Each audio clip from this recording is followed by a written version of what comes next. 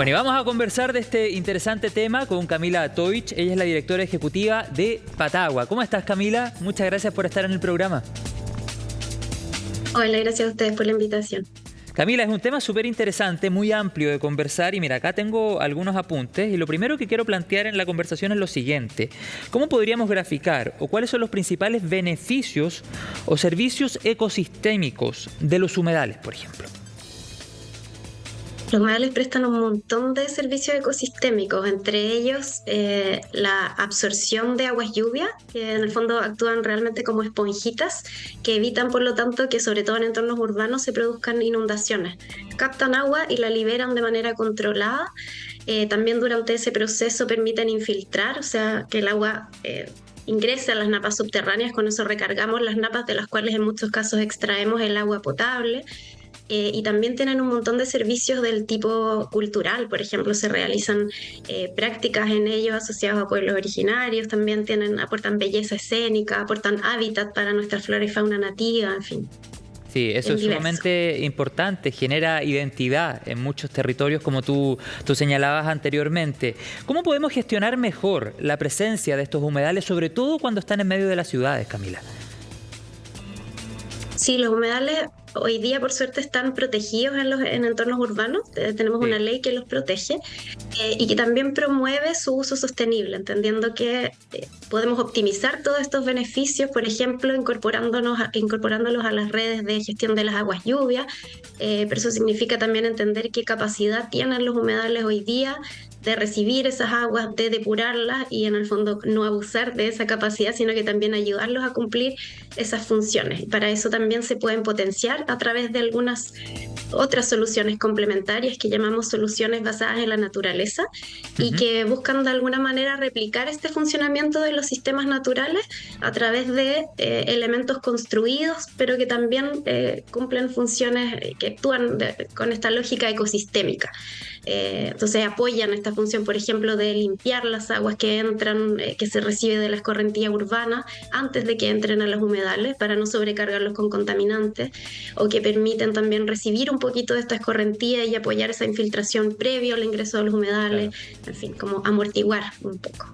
Y me imagino que parte de lo que nos comentabas recién, de lo que respondías justamente en esta última respuesta, tiene que ver con esta guía que han desarrollado, por ejemplo, en la ciudad de Yanquihue. Me gustaría que me contaras sobre esta experiencia que se ha desarrollado allí, Camila, y también, por supuesto, más adelante saber si eso se pudiese extrapolar a otros territorios de nuestro país. Sí, totalmente. Bueno, nosotros desarrollamos, aquí la tengo, una guía que se llama Ciudades Sensibles al Agua. La desarrollamos desde Patagua en colaboración con la Fundación Legado Chile y la Universidad Católica. Es una guía que busca en el fondo planificar las ciudades poniendo el agua en el centro de esa planificación y del diseño urbano, y en el fondo también resignificándola como un elemento que aporta valor a la ciudad y no como algo que de repente vemos como un problema. En general las ciudades en Chile se han planificado con esta problematización del agua, buscando sacarla lo más rápidamente posible de la ciudad, y lo que proponemos con esta guía es un poco volver a entender el agua como un elemento que es valioso, que es relevante, que queremos que esté en la ciudad, sobre todo en este contexto de cambio climático y de brecha hídrica que está afectando buena parte del territorio nacional, para poder desde ahí aportar valor y generar ciudades más resilientes y más adaptadas al cambio climático. Esta es una guía que, si bien fue concebida con el foco territorial de la macrozona sur de Chile, tiene un montón de medidas que son totalmente extrapolables y replicables a prácticamente cualquier territorio. La lógica de diseño es la misma. En el fondo es cómo le damos espacio al agua y cómo gestionamos ciertos eventos hidrológicos para prepararnos mejor y evitar las inundaciones y generar entornos también más amables, más agradables para vivir. ¿Y hay resultados que podamos compartir a esta hora de la tarde, Camila, en la ciudad de Yanquihue? ¿Resultados que ha tenido, por ejemplo, diferentes prácticas que se han llevado a cabo allí? Sí, en Yanquihue, sobre todo la Fundación Legado Chile, tiene un trabajo muy bonito de recuperación de uno de los humedales urbanos. Y ahí también se ha logrado, en el fondo, devolver un poquito de espacio al agua y recuperar esta capacidad de almacenamiento, de comportamiento de esponja que permite recibir agua y liberarla, como decía antes, de manera más controlada. También el resto de los diseños los tenemos por ahora en un nivel como más conceptual y tenemos el desafío de irlos llevando a la práctica. Sí hemos implementado algunas soluciones en otros territorios. En Puerto Varas, por ejemplo, tenemos el caso de Quebrada Parque, que además es sitio demostrativo de ecohidrología de la UNESCO, el primero que tenemos en Chile, y que ahí ya hemos implementado algunas de estas medidas para poder potenciar estos rinconcitos de naturaleza urbana y visibilizar los múltiples beneficios que prestan a la ciudad. Claro, y tú decías algo súper importante al inicio de esta entrevista, cómo se integra a la comunidad, por ejemplo, o lo que generan estos humedales y otros espacios con agua en el identitario de una comunidad. Por ejemplo, a la hora de llevar a cabo un proyecto como este, ustedes hablan de esta guía con diferentes consejos o recomendaciones y además la experiencia que se ha vivido en Yanquihue o en Puerto Varas que relatabas recién. ¿Cómo integramos a la comunidad en todo eso? ¿Cómo la hacemos partícipe? Es súper importante ese punto, porque de hecho en la mayoría de los casos son los propios vecinos y vecinas de los territorios los que mejor conocen su entorno, cuáles son los problemas que se producen y que por lo tanto muchas veces pueden aportar para la generación de soluciones.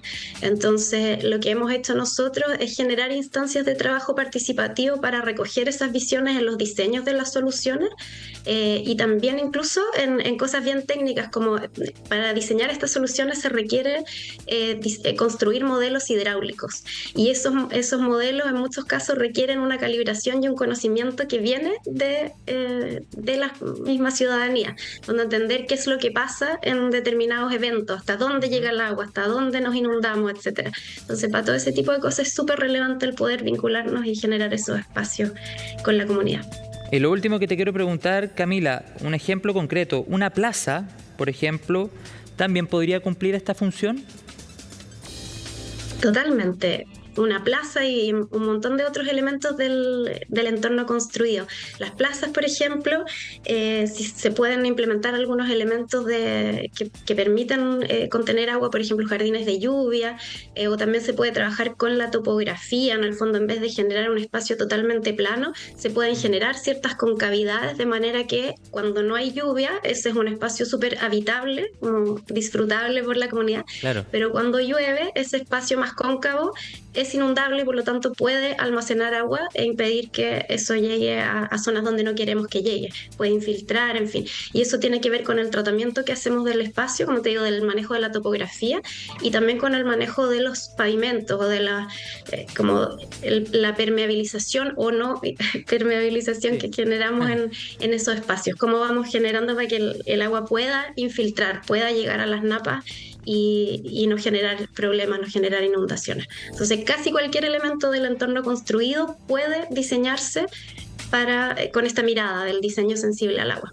Claro, qué interesante el tema, Camila. Ojalá podamos profundizar más adelante, sobre todo cuando se lleve mucho más a la práctica en distintos territorios de nuestro país. Ojalá que la experiencia que se ha vivido en el sur, en Yanquihue, en Puerto Varas, que tú nos comentabas, pudiese extrapolarse a muchos otros espacios de Chile. Por una parte, para enfrentar eventuales emergencias o evitar eventuales emergencias, como señalabas tú, pero también en medio de un escenario de crisis hídrica, sumamente importante. Te agradezco la conversación, Camila, que tengas un buen lunes y una mejor semana. Gracias a ti. Chao, que estés bien.